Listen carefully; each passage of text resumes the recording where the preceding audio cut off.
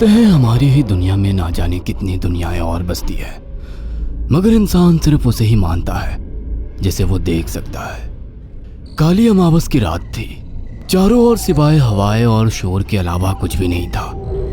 राजन को आज घर लौटने में देर हो गई थी। रात के सन्नाटे को वो अपनी साइकिल से चीरता हुआ चला जा रहा था। वह गांव की नदी तक पहुंचा ही था कि तभी उसे नदी के पास एक काला साया दिखाई दिया जो नदी के किनारे पानी को घूरे जा रहा था। इतनी रात को नदी के पास देखकर राजन के ना जाने क्यों रोंगटे खड़े हो गए। उसे ऐसा महसूस हुआ मानो उसके पैर साइकिल के पैडल पर जम गए हो। राजन कपकपाते हुए होठों से बोला, कौन है वहां पर? राजन ने इतना बोला ही था कि अचानक वो साया बिजली की रफ्तार से दौड़ता हुआ राजन के नजदीक आ गया। राजन की नजर जैसे ही उस साये पर पड़ी, उसके हलक से एक भयानक चीख निकल गई। इस घटना के 1 महीने बाद अर्जुन का सारा ध्यान ड्राइविंग पर था। उसकी पत्नी शिखा कार में ड्राइविंग सीट के बगल में बैठी हुई एक मैगजीन पढ़ रही थी। शिखा ने मैगजीन रखकर अर्जुन की ओर देखकर कहा, और कितनी दूर रह गया है तुम्हारा गांव अर्जुन? बस थोड़ी दूर रह गया है, आधे घंटे में हम पहुंच जाएंगे। तुम्हारे चेहरे पर इतनी टेंशन क्यों है? टेंशन क्यों नहीं होगी शिखा, मैंने अपनी माँ को बगैर बताए तुमसे लंदन में शादी जो कर ली। पता नहीं माँ तुम्हें देखकर कैसे रिएक्ट करेगी।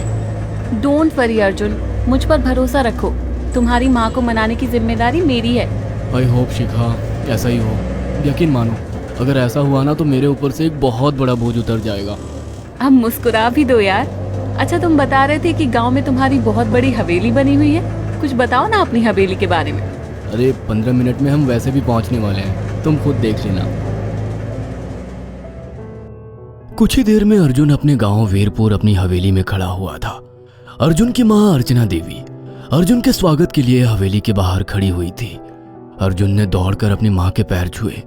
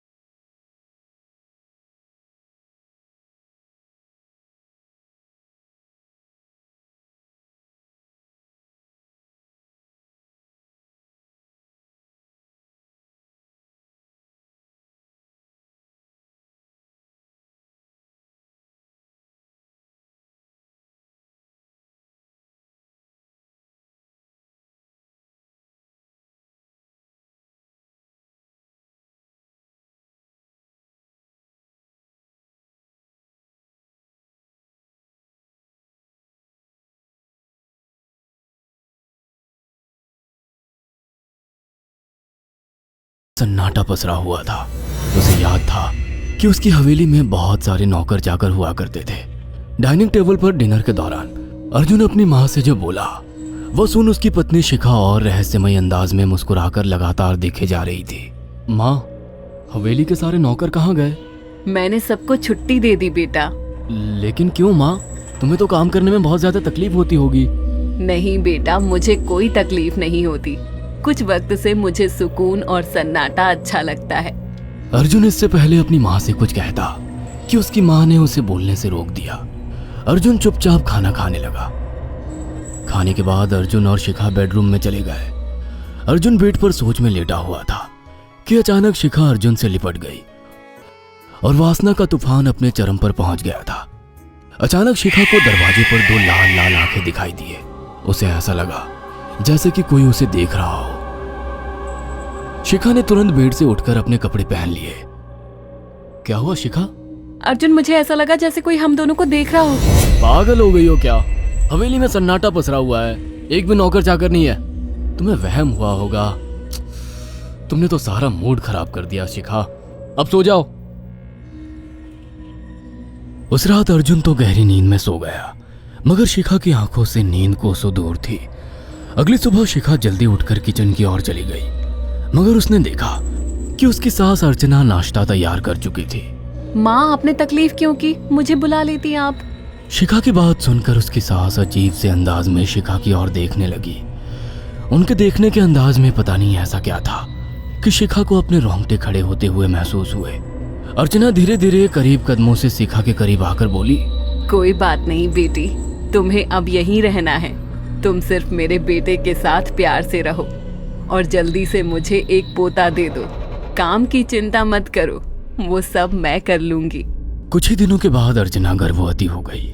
उसे हवेली में रहते हुए 6 महीने से ज्यादा वक्त हो चुका था और इन 6 महीनों में उसने नोट किया कि जब से वो गर्भवती हुई है, उसकी सास अचानक से आकर उसके पेट पर हाथ फेरने लगती और अजीब से अंदाज में उसके पेट को घूरने लगती। शिखा ने तंग आकर अर्जुन से कहा, अर्जुन, मुझे तुम्हारी माँ का बिहेवियर बड़ा अजीब लगता है। तुम्हारी माँ जब देखो मेरे पेट पर आकर हाथ फेरती रहती है। अरे माँ को अपने पोते के आने का बेसब्री से इंतजार है शिखा, इसमें अजीब लगने वाली क्या बात है? मैं तुम्हें कैसे समझाऊं? मैंने माँ की आंखों में एक अजीब सी चमक देखी है। कैसी चमक? शिखा के मुंह से अचानक से एक अल्फाज निकल गया, जैसे किसी डायन की आंखों में होती है। शिखा की बात सुनकर अर्जुन का गुस्सा 7वें आसमान पर पहुंच गया। वो गुस्से से चीखते हुए बोला, खबरदार शिखा, आगे एक शब्द मेरी माँ के खिलाफ मत निकालना, नहीं तो मुझसे बुरा कोई नहीं होगा। तुम्हें शर्म आनी चाहिए शिखा। जब से तुम यहाँ पर आई हो तब से मेरी माँ तुम्हारी कितनी चिंता करती है। वह तुम्हें समय से खुद नाश्ता बनाकर देती है, खाना देती है, यहाँ तक कि हवेली की साफ सफाई भी वो अकेली करती है। क्या बोलूं अब तुमसे, शर्म आती है मुझे तुम्हें अपनी पत्नी कहते हुए। इतना कहकर अर्जुन गुस्से से कमरे से निकल गया। शिखा अर्जुन से बहुत कुछ कहना चाहती थी मगर कह नहीं पाई। उसने महसूस किया था कि चाहे कितनी भी तेज आंधी और तूफान आए, मगर हवेली के अंदर धूल की एक परत तक नहीं जमती थी और दिन ब दिन अर्चना के चेहरे की झुर्रियां कम होती जा रही थी। ऐसा लगता था मानो वो जवान हो रही हो। शिखा के अब 9 महीने कंप्लीट हो चुके थे और एक रात अचानक उसे प्रेगनेंसी पेन होने लगे। वो दर्द से तड़पने लगी। ये देखकर अर्जुन घबरा गया। वो दौड़ा दौड़ा माँ को बुलाकर लाया और बोला, माँ, हमें तुरंत शिखा को किसी अच्छे हॉस्पिटल में एडमिट कराना होगा। अर्जुन ने देखा कि उसकी माँ ने उसकी बात को सुना ही नहीं। वो तो बस शिखा के गर्भ की ओर आंखें फाड़ फाड़ कर देखी जा रही थी। अर्जुन एक बार चिल्लाकर कहा, माँ, हमें शिखा को इसी वक्त हॉस्पिटल में एडमिट कराना होगा। नहीं, शिखा की डिलीवरी हॉस्पिटल में नहीं, इसी हवेली में होगी। लेकिन इस हवेली में आपके और मेरे अलावा कोई नहीं है। तभी शिखा दर्द से तड़पने लगी। अर्चना ने अपने बेटे को धक्के देकर कमरे से बाहर निकाल दिया और दरवाजा बंद कर लिया। अर्जुन हक्का बक्का रह गया। अर्जुन दौड़ता हुआ गांव की ओर गया। उसने देखा कि गांव में एक पेड़ के नीचे गांव के सभी बुजुर्ग इकट्ठे थे।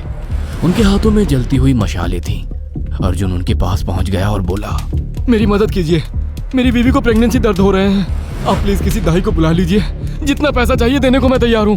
तभी उसके कानों में गांव के सरपंच की आवाज टकराई, बेवकूफ लड़के, तू अपनी बीवी को एक डायन के यहाँ पर मरने के लिए छोड़ आया। क्या कहना चाहते हैं आप? आप जानते हैं आप क्या कह रहे हैं? वही जो तू सुन रहा है। तेरी माँ एक डायन है। इन गांव वालों के हाथों में जो मशाले देख रहा है ना, हम तेरी ही हवेली में आग लगाने जा रहे थे। तेरी माँ ने इस गांव में ना जाने कितने नौजवानों को मार कर खाया है। तेरी माँ एक डायन है। लगता है आपका दिमाग खराब हो गया है। आप जानते भी हैं मैं कौन हूँ? हाँ, मैं जानता हूँ। तू ठाकुर धीरेन्द्र प्रताप का बेटा है। तेरे पिता को शक हो गया था कि तेरी माँ एक डायन है, इसीलिए उन्होंने तुझे हमेशा उससे दूर रखा। पहले तेरी माँ ने तेरे पिता को मारा और धीरे धीरे करके वह हवेली के सारे नौकरों को मार कर खा गई और फिर गांव वालों को भी मारने लगी। और अब तो तेरे होने वाले बच्चे को खाएगी, क्योंकि डायन को नवजात शिशु का मांस खाना बहुत पसंद होता है। अगर मेरी बात पर यकीन नहीं है तो चलकर मेरे साथ तो खुद अपनी आंखों से देख ले। इतना कहकर सरपंच अर्जुन को लेकर हवेली की ओर चल पड़ा। उसके पीछे कई लोग थे जो जलती मशाले पकड़े हुए थे। हवेली के अंदर घुसकर उन्होंने उस कमरे के दरवाजे को तोड़ दिया जहां पर शिखा थी। कमरे का मंजर देखकर अर्जुन के रोंगटे खड़े हो गए। उसने देखा कि उसकी माँ एक बेहद भयानक रूप में उसके बच्चे का मांस खा रही थी और उसकी पत्नी शिखा फर्श पर मरी हुई पड़ी थी और पूरा फर्श खून से लाल था। अर्जुन को अपनी आंखों पर यकीन नहीं आ रहा था कि तभी उसकी माँ उसके ऊपर झपटी। सरपंच ने चीखकर कहा, अरे इस डायन को आग लगा दो, जिंदा जला दो इसे और साथ ही इस हवेली को भी। सभी लोगों ने जलती हुई मशालें डायन के ऊपर फेंक दी। देखते ही देखते डायन दर्द से चीखने और चिल्लाने लगी और कुछ ही देर में वो जलकर राख हो गई। हवेली में आग लगते ही सभी लोग अर्जुन को खींचकर बाहर ले आए। अगले दिन अर्जुन अपनी पत्नी की यादें साथ लेकर आंखों में आंसू लिए दोबारा लंदन वापस चला गया। अगर आपको हमारी ये कहानी पसंद आई हो तो इसे लाइक और शेयर करना ना भूलें। साथ ही ऐसी और नई कहानियों के अपडेट्स पाने के लिए हमारे चैनल अक्षु टीवी को जरूर सब्सक्राइब करें।